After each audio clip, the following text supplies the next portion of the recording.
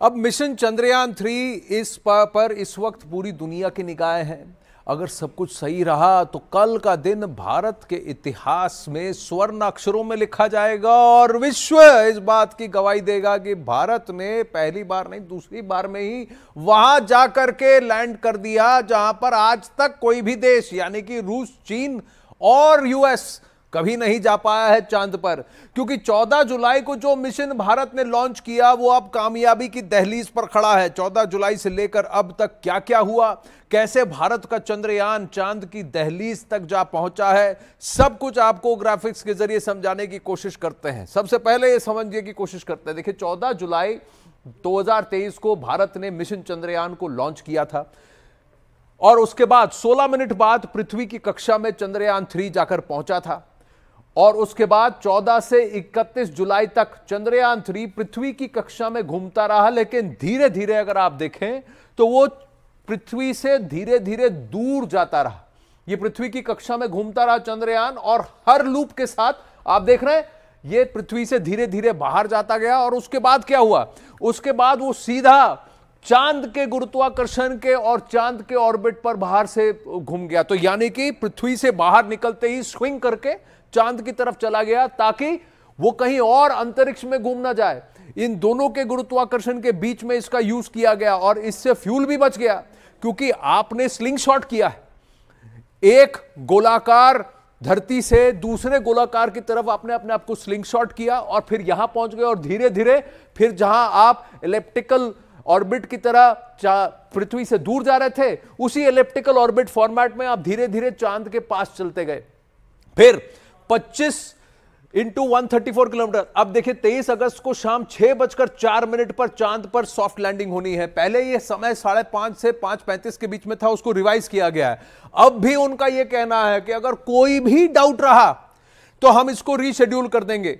हम 23 को नहीं लैंड करेंगे, हम 27 को लैंड करेंगे। ये ऑप्शन रखा हुआ है, जबरन नहीं है कि हमें 27 को 23 को ही यानी कल ही लैंड करना है।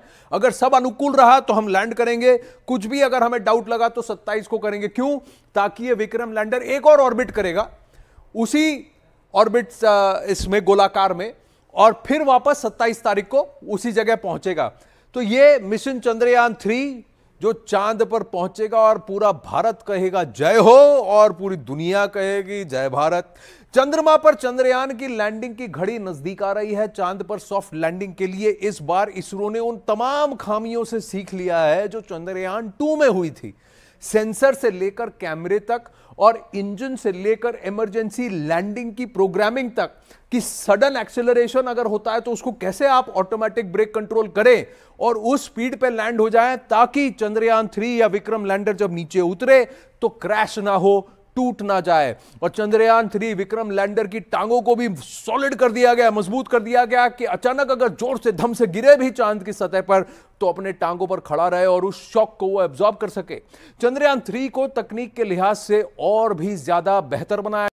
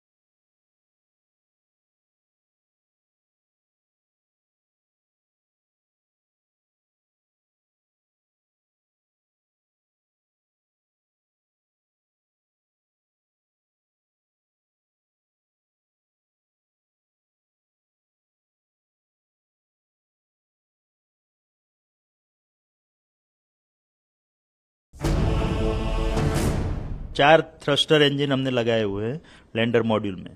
तो पहले 30 किलोमीटर से वो 7.5 किलोमीटर पे आएगा, वहाँ से 6.8 किलोमीटर पे आएगा।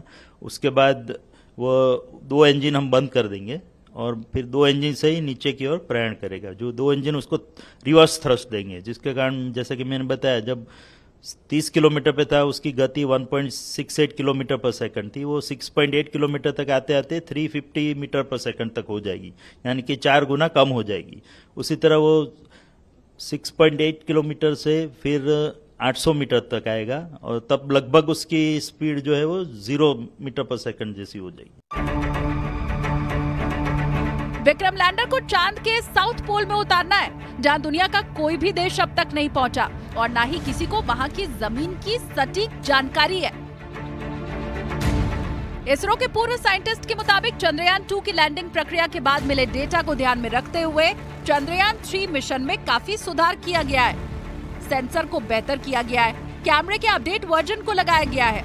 इसरो चेयरमैन एस सोमनाथ ने यह दावा किया कि अगर सब कुछ फेल हो जाता है, सेंसर भी काम करना बंद कर देते हैं, तब भी विक्रम लैंडिंग करेगा, क्योंकि इस बार विक्रम को इमरजेंसी लैंडिंग के हिसाब से भी तैयार किया गया है, जो जगह भी खुद तलाशेगा और रफ्तार भी खुद कम करेगा।